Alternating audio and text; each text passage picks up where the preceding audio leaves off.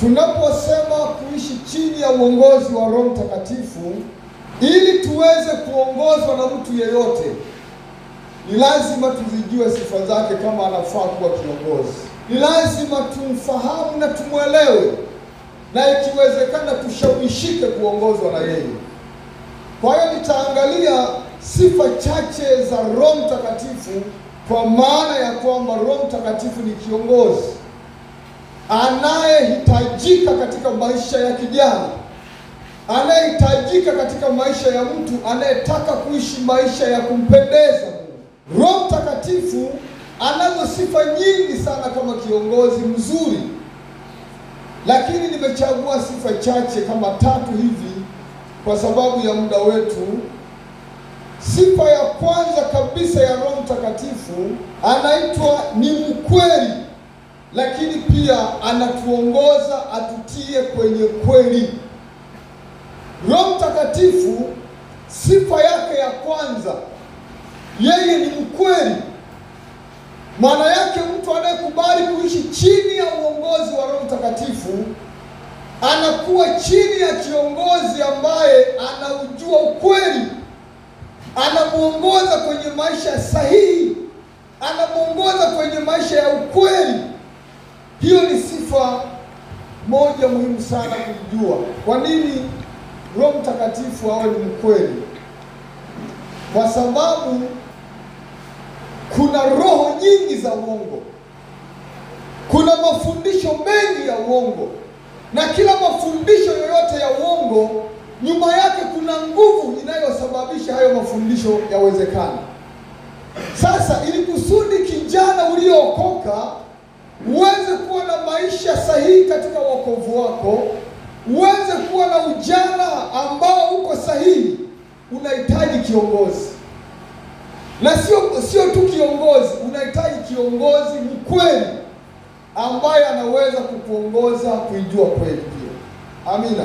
Andiko hilo linapatikana kwenye kitabu cha Yohana sura ya 16 na mstari wa 13. Biblia inasema kwamba lakini huyo Roho wa kweli ambaye Baba atampeleka. Nataka nipate mtu mmoja anisaidie kusoma. Karibu sana.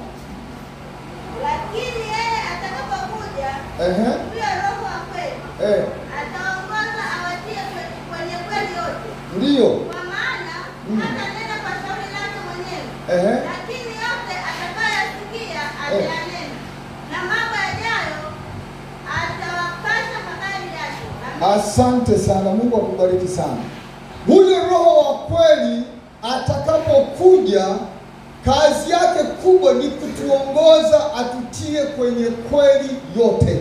Kwa hiyo tunapozungumza kuishi maisha chini ya uongozi wa Roho Mtakatifu, maana yake ukikubali kuwa chini ya Roho Mtakatifu, ukikubali kuongozwa na Roho Mtakatifu, kijana uliyookoka, nataka nikwambie utakuwa salama.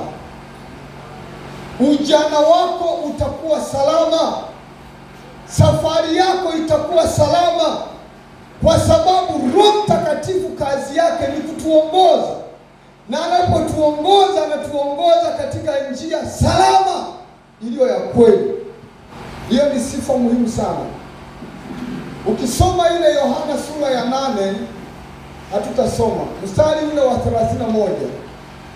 Yesu anakutana na Wayahudi walioamini, akawaambia kwamba ninyi mkikaa katika neno langu mtakuwa wanafunzi wangu kweli kweli, lakini pia mtaifahamu kweli, na hiyo kweli itawaweka huru. Maana yake kwamba huwezi ukalielewa neno la Mungu kwa sababu neno la Mungu ni kweli, lakini ili kusudi uifahamu kweli iliyomo kwenye neno la Mungu, unahitaji kiongozi ambaye ni Roho Mtakatifu. Anaweza akakufunulia kujua ukweli uliomo kwenye neno la Mungu. Na Biblia inatuambia kwamba ukijua kweli inakuweka huru. Maana yake kwamba ukimfahamu Mungu na ukalifahamu neno la Mungu chini ya uongozi wa Roho Mtakatifu, maisha yako kama kijana unakuwa huru. Amina. Amen. Kuna vijana wengi tunawapoteza, na kuna vijana wengi wanapotea sababu hawaujui ukweli, na hawajui kwa nini wameokoka, na hawajui kwa nini yupo kwenye wokovu, lakini yupo kanisani kwa sababu ya mkuu kuishi maisha ambayo yanafaa. Tafuta kujua ukweli, na anayeweza kukusaidia kujua kweli ni Roho Mtakatifu. Bwana asifiwe. Amen. Wangapi wananielewa? Amen. Pigie Yesu makofi mazuri. Ukifahamu kweli inakuweka huru. Hautakuwa mtumwa. Hautakuwa kijana asiyejua kwa nini yupo kanisani. Leo tuna vijana wengi wazururaji kwenye wokovu. Yupo kwenye wokovu lakini ni mzururaji. Hajui cha kufanya. Yupo kanisani lakini ni mzururaji. Unajua kukosa kitu cha kufanya kanisani ni uzururaji. Ni uzembe na uzururaji. Mwaka ilikuwa 93. Mwaka 93 mimi niliwekwa jela kwa sababu ya kosa la uzembe na uzururaji. Niliwekwa jela na hukumu yake ilikuwa kifungo cha miezi 6. Kwa hiyo wakati napelekwa sasa kuhukumiwa, hapa katikati hapa akatokea mtu akaniokoa, lakini tayari nilikuwa nimeshaenda na maji. Lakini kesi niliyokuwa nayo ni kesi ya kukosa kazi. Zamani kulikuwa kuna misako inapita mitaani kutafuta watu ambao hawafanyi kazi. Wala mimi nikakumbwa na hilo sakata. Nikaenda nikalala roka. Kesho yake hukumu, na hukumu yake ilikuwa hata mchelewesho. Na kanisani kuna watu wazururaji. Yupo kanisani hajui cha kufanya, na ni kijana ana nguvu zake, akili anazo, lakini haoni cha kufanya. Nataka nikwambie una kesi ya kujibu. Mungu atusaidie sana. Sifa ya pili ya Roho Mtakatifu, anaitwa ni msaidizi. Ni msaidizi. Nisikilize vizuri. Nazungumza kuishi maisha ya kuongozwa na Roho Mtakatifu. Roho Mtakatifu amekuja kwa kazi kubwa ya usaidizi, kutusaidia katika kufanikiwa kwa safari yetu ya wokovu, kutusaidia katika nafasi yetu ya kumtumikia Mungu. Na ndio maana wale wanafunzi Yesu anawaambia msiondoke Yerusalemu kwanza mpaka mtakapovikwa uwezo utokao juu, ndipo mtakuwa mashahidi wangu. Roho Mtakatifu ni msaidizi. Wangapi wananielewa hapo? Sasa nataka nikupe maana ya msaidizi. Neno msaidizi kwenye Biblia wanapewa watu wawili tu wenye sifa ya kulibeba hili jina. Kama mnasoma Biblia vizuri, neno msaidizi kwa mara ya kwanza linatajwa na Mungu pale anampa Adamu mke. Anasema si vema mtu huyo akae peke yake, nitamfanyia msaidizi wa kufanana naye. Biblia haijasema tena neno kama hilo, linakuja kusema kwa habari ya Roho Mtakatifu. Nielewe vizuri. Neno msaidizi ukienda kwenye tafasiri ya Kiyunani lina maana 3. Maana ya kwanza, msaidizi ana maana ya kwamba ni mfariji wa kweli.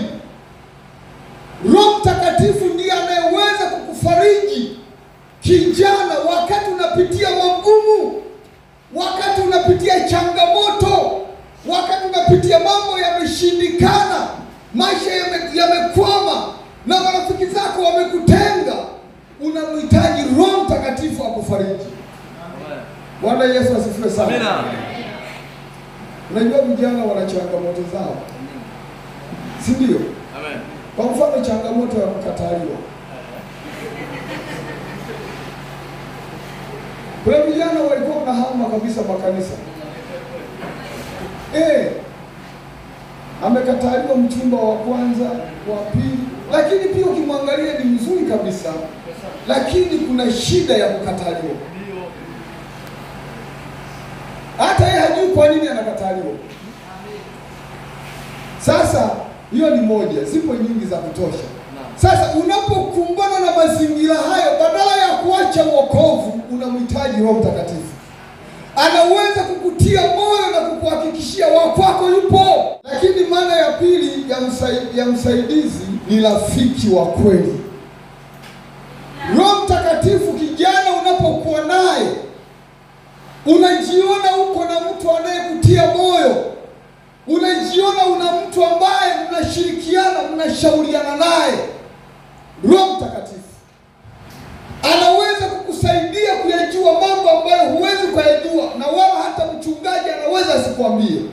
Lakini kama kijana ukikubali kuwa chini ya uongozi wa Roho Mtakatifu, anaweza kukusaidia kama rafiki.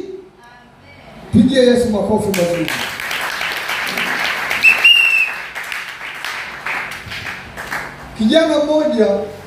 Kijana mmoja ulipofika wakati wa kuoa, naenda kuishi Ulaya, lakini kijana ameokoka na anampenda sana Mungu. Ulipofika wakati wa kuoa, akiwa kule, akamshirikisha mchungaji wake wa kule, bwana pastor anahitaji kuoa. Pastor naye alikuwa ameokoka, akamwambia omba Mungu, maana ili kusudi upate mke sahihi, omba Mungu. Ili upate mume sahihi, omba Mungu. Yule kijana akaingia kwenye maombi ya kufunga.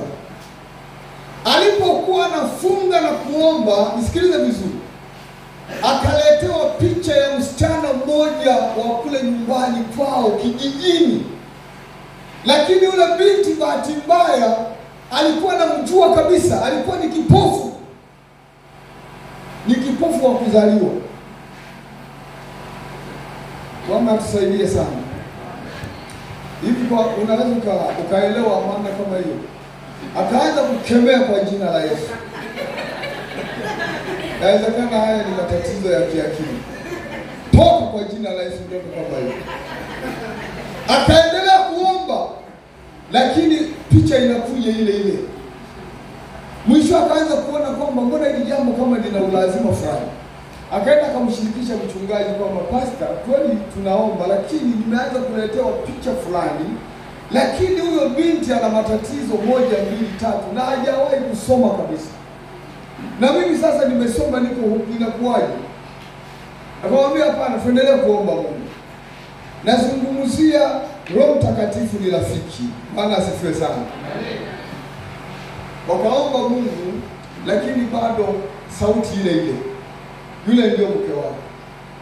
Mwisho akafika mahali akakubali kuongozwa na Roho Mtakatifu, sawa?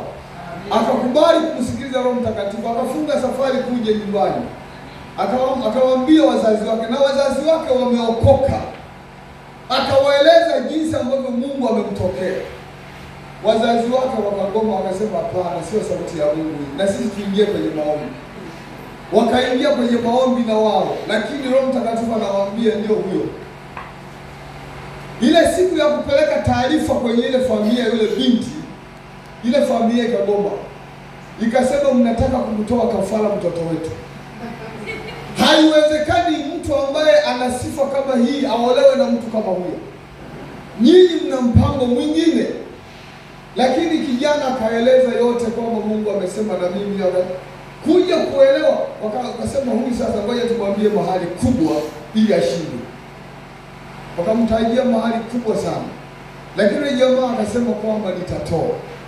Na kweli jamaa akatoa, ila wakati anatoa hata yeye mwenyewe haelewi kwamba ni kitu gani. Amekubali uongozi wa Roho Mtakatifu.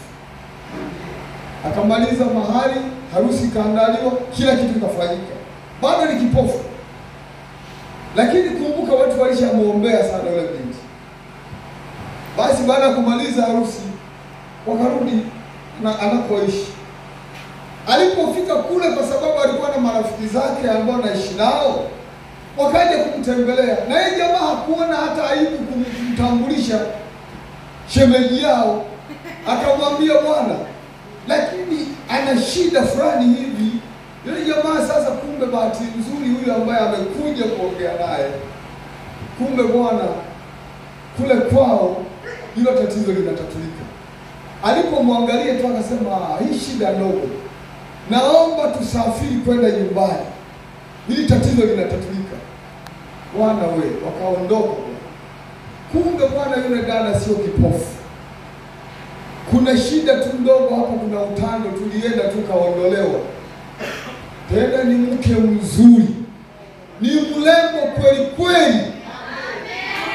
Yule jamaa hakuamini kwamba Mungu ni wa ajabu namna hiyo.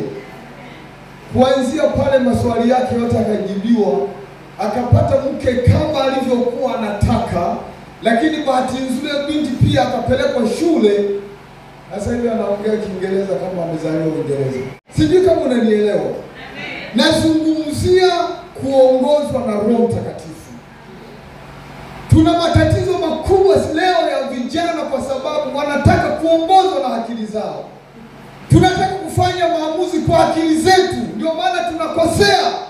Na ukikosea, nataka nikwambie, hata wokovu utakushinda. Kubali kuongozwa na Roho Mtakatifu. Roho Mtakatifu ni rafiki. Sifa ya mwisho na ya tatu, Roho Mtakatifu ana sifa. Anapokuja kwenye maisha yetu, ana sifa ya kutufanya tufanane naye. Ndio ile sifa ambayo inafanana na mwanamke. Roho Mtakatifu anapokaa kwenye maisha ya kijana au maisha ya mtu aliyeokoka, anazivaa zile tabia zako, na anataka kukusaidia. Kama kuna tabia hazifai, anajitahidi kukubadilisha ili kusudi uwe mtu mzuri. Ni sawa na mwanamke alivyo. Ukimwoa, hata kama ulikuwa hujui kuvaa vizuri kijana, lazima utajua kuvaa vizuri. Hata kama ulikuwa hujui kutembea, utaanza kubadilishwa kutembea. Kuna wengine hawajui kabisa hata kutembea, ila ukipata mke atakunyosha tu. Sio somo langu hilo. Nazungumzia kuongozwa na Roho Mtakatifu. Bwana asifiwe sana. Kwa hiyo tunapokubali kuwa chini ya uongozi wa huyu Roho Mtakatifu, sisi kama vijana tuliookoka tunaweza kuwa vijana wenye faida sana kwenye ufalme wa Mungu. Tunaweza kuwa vijana wa kutegemewa. Tunaweza kuwa vijana kila mahali tukienda tutaonekana ni vijana ambao tumembeba Kristo, kwa sababu tu ya ile hali ya kukubali kuongozwa ama kuwa chini ya maongozi ya Roho Mtakatifu. Mungu atusaidie sana. Lakini jambo la mwisho, Roho Mtakatifu ni muhuri unaotuthibitisha ya kwamba sisi ni mali ya Kristo. Amen. Roho Mtakatifu ni muhuri. Wangapi wana mpango wa kwenda mbinguni hapa? Kama una mpango wa kwenda mbinguni, asante sana. Kama una mpango wa kwenda mbinguni, Biblia inathibitisha kwamba Roho Mtakatifu ni muhuri, wa kumaanisha kwamba tunapozungumza muhuri, wengi mnafahamu kazi ya muhuri, sawa? Muhuri unaashiria umiliki, si ndio? Mahali popote inapogongwa nyaraka, inamaanisha kwamba hii nyaraka imetoka ofisi fulani, si ndio? Maana yake Roho Mtakatifu ni muhuri wa Mungu kwenye maisha yetu, kwamba sisi ni wa Kristo. Kwa hiyo mtu ambaye hana Roho Mtakatifu bado sio mali ya Kristo. Anahitaji Roho Mtakatifu. Unatakiwa umhitaji Roho Mtakatifu, kwa sababu bila Roho Mtakatifu wewe huna uhalali wa kuitwa Mkristo. Jamani, sio maneno ya kwangu mimi. Maandiko yanathibitisha Warumi sura ya 8 mstari wa 9 inathibitisha kwamba mtu asiyekuwa na roho wa Kristo, huyo sio wa kwake.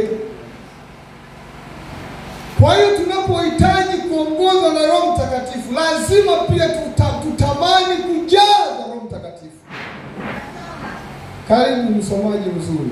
Warumi 8 mstari wa 9. Nasema, lakini ikiwa Roho wa Mungu anakaa ndani yenu, ndio ninyi hamfuati mwili, ndio bali mwafuata Roho. Ndio. Lakini mtu awaye yote asipokuwa na Roho wa Kristo, huyo si wake. Amen.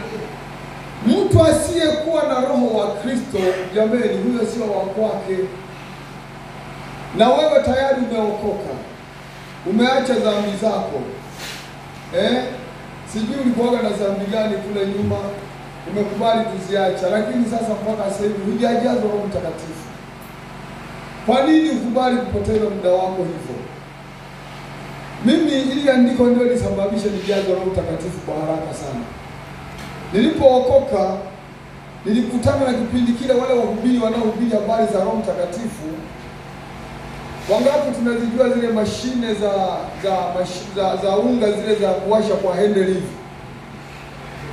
Hakuna, kuna watu ambao wameishi vijijini.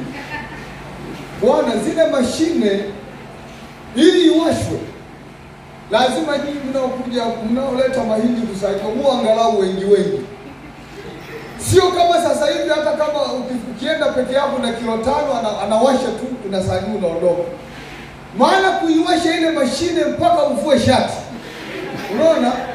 Kwa hiyo anaiwasha angalau mara 3 kwa siku, kwa sababu kuiwasha ni kazi. Sasa nikakutana kipindi kile sisi tunaokoka, tukakuta wahubiri sasa wa namna ile, kwamba anawafundisha kujaza Roho Mtakatifu, alafu anawaambia sema asante Yesu, asante Yesu, asante Yesu, asante Yesu. Mwisho sauti inachanganyikiwa, mwisho anaanza kunena kwa Mungu. Sasa mimi nilipookoka nikashindwa. Nikasema hivi, Roho Mtakatifu wa staili hii ukoje huyu? Kwa hiyo nikachelewa sana mimi kujaza Roho Mtakatifu. Sasa kwenye kuchelewa kwangu nikawa nasoma Biblia, nikakutana na hili andiko. Nilibadilika. Nilisema sasa, kama ndio hivi napoteza muda kanisani, sijajaza Roho Mtakatifu na sitambuliki. Niliamua kuchukua hatua ya kwenda kufunga mimi mwenyewe. Leo lazima najaza Roho Mtakatifu. Siwezi kuwa Mkristo asiye na Roho Mtakatifu, ni hasara. Niliomba Mungu tangu asubuhi hata sijazi. Sijui nilikuwa naomba vibaya. Mpaka saa 8 hakuna, nikaanza kujitathmini. Au nina dhambi? Nikajikagua, nikazitubu dhambi zote. Nikaingia sasa kwa hasira zaidi kumwomba Mungu sasa. Nakumbuka nilijazwa Roho Mtakatifu. Kama kwenye saa 9 saa 10 hivi. Nilipojazwa Roho Mtakatifu, kwa kweli sikutamani kuacha. Maana sijawahi kuona aina ya furaha ya aina hiyo kwenye maisha yangu yote.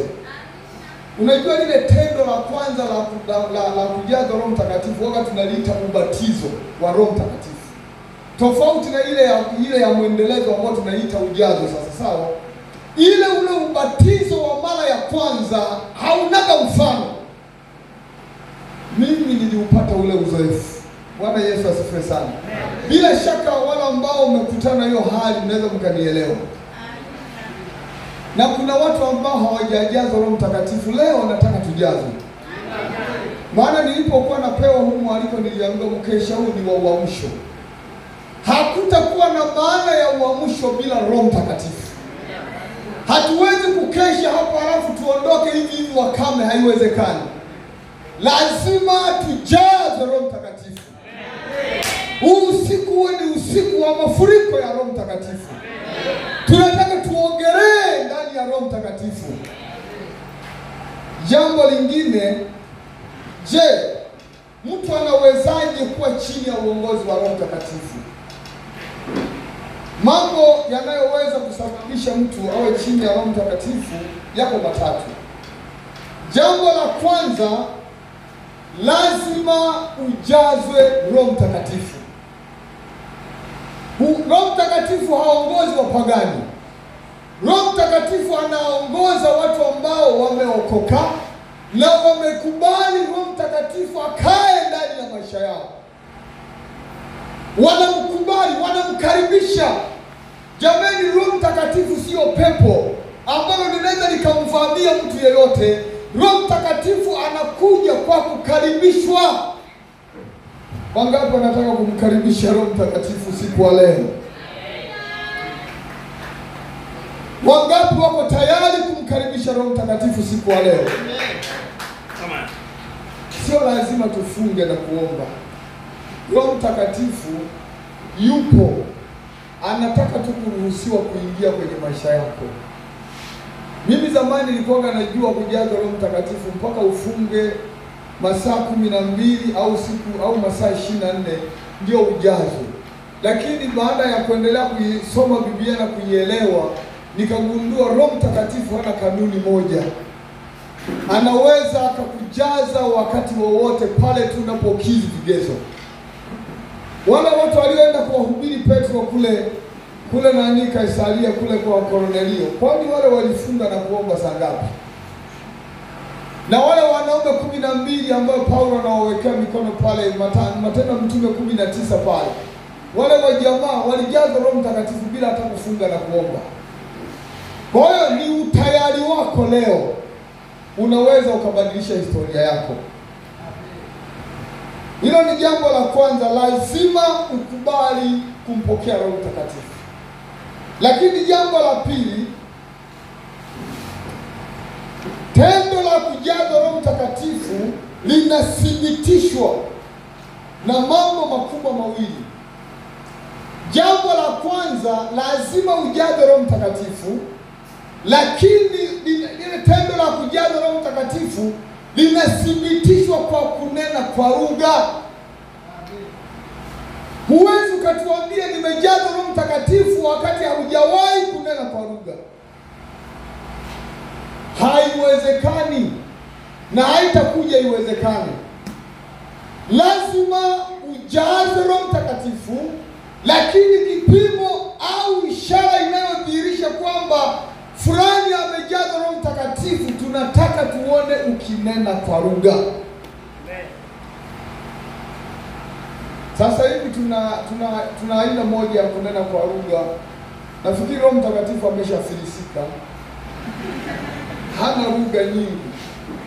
Maana hata mimi nikianza kunena rikaraba kosikara na kosundaraba kotikisi rakaraba. Sasa huyu Roho Mtakatifu aliyefilisika lugha huyu jamani.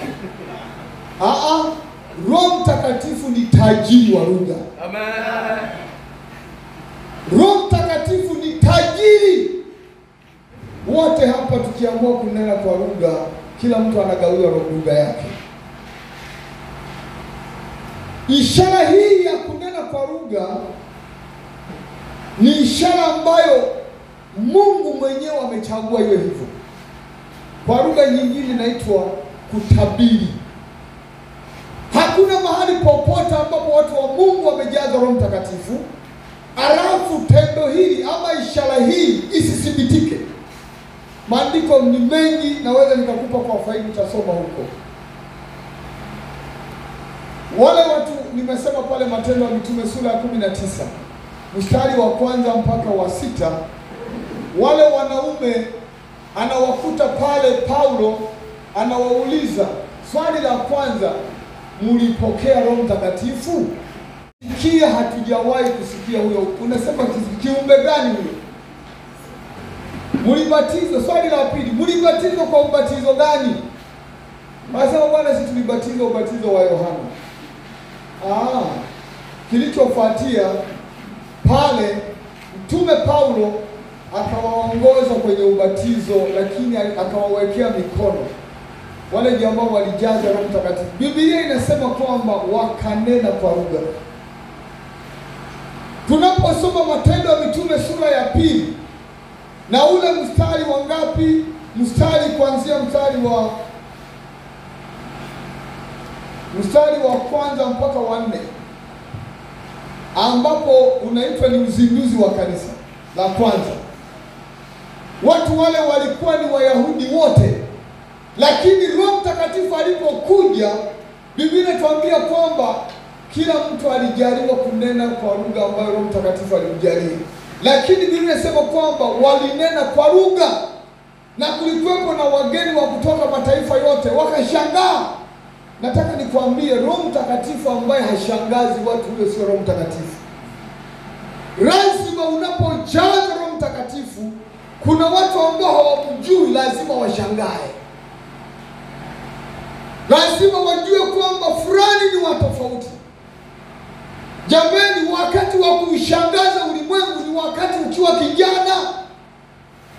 Nataka nikwambie, ukifika umri wa miaka kama hii nilionayo mimi, haujajazwa Roho Mtakatifu, sio rahisi kujazwa.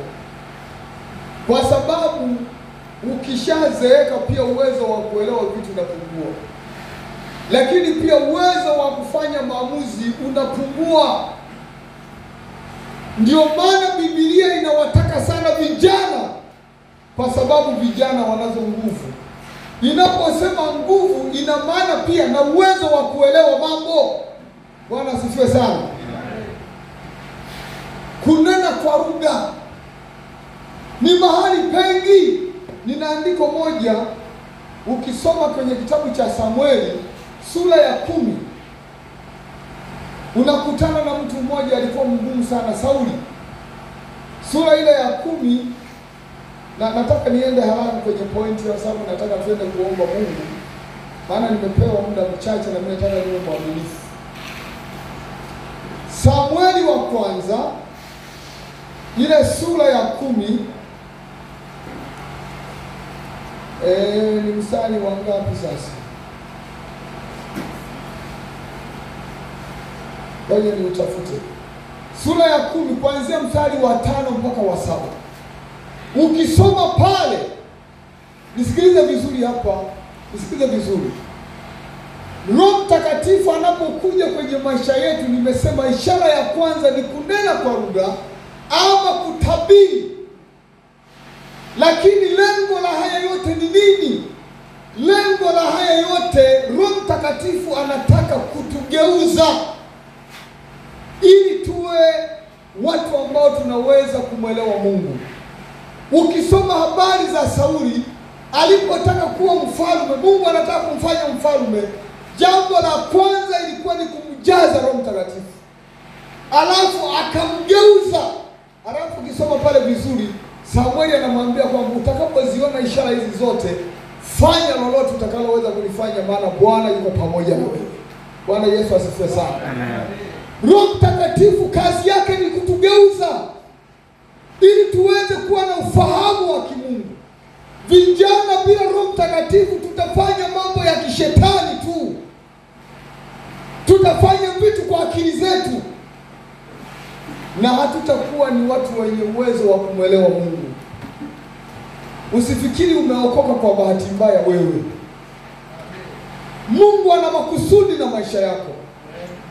Kwa hiyo ni vizuri sana ukubali ugeuzwe ili kusudi umjue Mungu ukiwa bado kijana. Kwa hiyo tunaposema Roho Mtakatifu anahitaji kutuongoza, lazima tukubali kubadilika. Kuna watu ni wagumu sana. Mungu hawezi kutumika na mtu mgumu kama wewe. Mungu anahitaji mtu anayekubali kugeuka. Bwana Yesu asifiwe sana.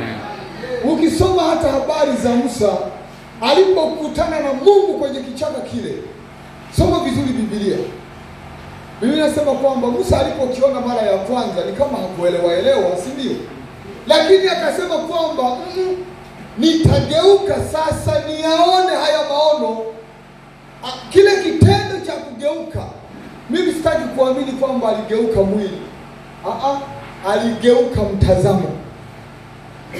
Akasema nataka nielewe hiki kijiti kwa nini kinawaka lakini hakiteketei. Maana yake Musa aligeuka, akakubali kumgeukia Mungu, na ndio unasikia sauti inamuita Musa, Musa. Mungu hawezi kutumika na mtu ambaye bado hajageuka. Na nguvu ya kutugeuza ni Roho Mtakatifu peke yake. Bwana Yesu asifiwe sana. Kwa hiyo ishara ya pili ya kujazwa Roho Mtakatifu ni maisha mapya. Maisha mapya. Ishara hii ya maisha mapya, jamani, nataka niwaambie vijana, Mungu ametuokoa tukiwa bado vijana, sawa? Hebu nyosha mkono namna. Amina Bwana. Ishara ya pili ya kujazwa Roho Mtakatifu, Roho Mtakatifu anapokuja kwenye maisha yetu, kazi yake kubwa ni kutufanya upya. Kutufanya upya. Vijana lazima tukubali kuwa wapya. Jinsi ambavyo wanakujua marafiki zako uliosoma nao, wakati ukiwa kijana hujaokoka, ulikuwa ni mtundu, unatakiwa ufike mahali waseme kwa kweli kuna wokovu. Lakini nini wanachoweza kukiona ni lile badiliko. Kwa hiyo badiliko haliwezekani bila msaada wa Roho Mtakatifu. Kwa hiyo ukisoma kwenye maandiko matakatifu, ile Wakorintho wa pili na sura ile ya 5 mstari wa 17 inasema kwamba hata imekuwa mtu akiwa ndani ya Kristo, sawa, amekuwa kiumbe kipya. Tazama ya kale yamefanyaje? Hicho ndicho kinachofanywa na Roho Mtakatifu. Lakini kwa maana kubwa zaidi, ukisoma zile habari za tunda la Roho, hizo ndio tabia ambazo zinazaliwa pale tunapokubali kuongozwa na Roho Mtakatifu. Kuna mambo mengi yanatunyima vijana fursa hata za maisha kwa sababu ya tabia. Nisikilize vizuri. Tunapozungumza kuongozwa na Roho Mtakatifu, Roho Mtakatifu anatuongoza kwenye mabadiliko mengine, ni kwa ajili ya faida yetu. Kwa sababu kuna watu wengi tunapoteza fursa kwa sababu ya tabia. Tabia zetu haziwezekani. Tabia zetu ni ngumu. Tabia zetu hazipendeki. Lakini ukikubali kukaa chini ya uongozi wa Roho Mtakatifu, yeye atakufinyanga, atakutengeneza. Yale mambo ambayo ulikuwa huwezi kuyafanya, utajikuta unayafanya. Kwa sababu kazi ya Roho Mtakatifu pia ni kutubadilisha, ni kutufanya tuwe viumbe wapya. Amina. Amen. Amen. Hebu inua mkono namna hii. Mpigie Yesu makofi mazuri.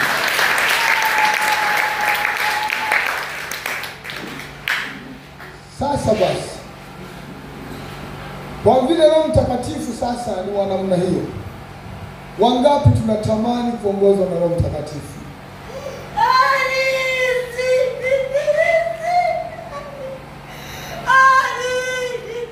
Mpigie Yesu makofi mazuri.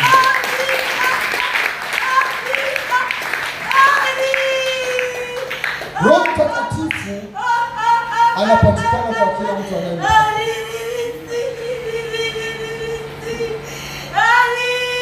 Nizungumze mambo machache namna ya kumpokea Roho Mtakatifu. Kumbuka nimeahidi kwamba leo tunataka tujaze Roho Mtakatifu. Amen. Haitakuwa na maana ya kuja kukesha hapa halafu tunaondoka hivyo. Roho Mtakatifu tunaweza kumpokea kwa mambo matatu yafuatayo. Nisikilize vizuri. Jambo la kwanza, ili tuweze kujaza Roho Mtakatifu, Mungu Roho Mtakatifu anataka moyo wa toba. Moyo unaotubu. Moyo unaotubu. Toba ni mlango wa kupokea Roho Mtakatifu. Kuna watu tuna dhambi lakini hatutaki kuzitubu. Kuna watu tulishawahi kuharibu na kuharibu, lakini tunajidai kama Mungu hajawahi kutuona. Hicho ni kikwazo kikubwa sana. Moja ya vitu ambavyo vinakwamisha baraka zako ni kuficha dhambi. Kijana, kama unataka kuwa na hatima njema, hakikisha maisha yako unayasafisha. Hakikisha maisha yako, hata kama kule nyuma ulivuruga, pata muda wa kumlilia Bwana, kumwambia kwamba Bwana, nibadilishe, nahitaji kuwa mpya. Usikubali kutembea na hiyo hali. Usifikiri Mungu anapuuzaga vitu, hapana. Mungu anasubiri toba. Kwa hiyo usikubali kuficha dhambi, usikubali kutunza dhambi. Dhambi haijawahi kuwa rafiki hata siku moja. Itakuangamiza maisha yako kijana. Kuna wengine hatuna habari ya kukufuatilia, ulishaharibu huko na kule. Najua kwenye ujana kuna sarakasi nyingi, lakini unapokuja kwenye wokovu, umekuja kwenye garage. Kubali kutengenezwa na kuanza upya. Kwa hiyo usiwe mgumu kutubu mbele za Bwana. Mwambie Bwana, na sasa naweka mstari, naanza upya mimi, ili niweze kuwa mali ya Kristo, ili niweze kuishi maisha matakatifu. Toba. Ukisoma kwenye Matendo ya Mitume 2 mstari wa 37 na 38, wale jamaa walipohubiriwa injili ya Petro, wakamwambia, wakasema kwamba wale ndugu walipolisikia lile neno likawachoma mioyo. Wakamwambia Petro, tutendeje sasa? Petro anawaambia kwamba tubuni mkabatizwe, na ndipo mtakapoweza kukipokea kipawa hiki, kwa sababu Roho Mtakatifu ni kwa ajili yenu na kwa watoto wenu, kwa watu walio karibu na walio mbali, watakaoitwa na Mungu wamjie. Roho Mtakatifu ni wa kwako. Kama unanielewa, mpigie Yesu makofi na jina. Usikubali kuishi maisha ya dhambi. Dhambi inaua. Dhambi ni mbaya sana. Achana na dhambi kijana, kama unataka kumuona Bwana. Lakini jambo la pili, ili ujazwe Roho Mtakatifu, ni kuwa na kiu. Kuwa na kiu, kuwa na shauku, tamani. Kwa nini uishi maisha bila Roho Mtakatifu? Uone kama ni maisha ya hatari hayo. Kwa nini ujiongoze mwenyewe kwenye wokovu, kwenye barabara usiyoijua? Unajua safari ya kwenda mbinguni ni safari ambayo hatuijui. Tunahitaji kiongozi, Roho Mtakatifu. Kwa hiyo lazima uwe na kiu ya kujaza Roho Mtakatifu. Tamani kujaza Roho Mtakatifu. Kataa hali ya kuridhika. Kuna watu wameridhika, hajawahi kujaza Roho Mtakatifu. Alafu usizoelee wokovu kwamba uko tu. Hapana. Nataka nikwambie hivi, Yesu atakapokuja kulichukua kanisa, kama huna Roho Mtakatifu utaachwa. Kwa sababu Roho Mtakatifu ndio sumaku yetu inayoweza kutengeneza ule muunganiko. Kwa sababu sikiliza, Biblia inasema kwamba Yesu atakaporudi ataishia hewani, si ndio? Alafu parapanda italia. Wale ambao wako tayari, walio na Roho Mtakatifu wataisikia. Alafu Roho Mtakatifu, kwa sababu yule ana connection na Kristo. Wangapi mlichezea ule mchezo wa sumaku, unasogeza alafu umekatakata vipande vya chuma au kama ni nyembe, ukisogeza hivi vinaanza kuruka vyenyewe, vinanasa sumaku. Wengine hamjacheza hapa. Ule ni mfano wa kuonyesha jinsi kanisa litakavyojakuliwa. Ni wale walio na Roho wa Kristo. Hao ndio watu wake atakaowachukua. Sasa kijana, unazubaa, huna Roho Mtakatifu. Hapana. Usiku wa leo sema sasa sitoki hapa. Lazima kieleweke. Amina. Amen.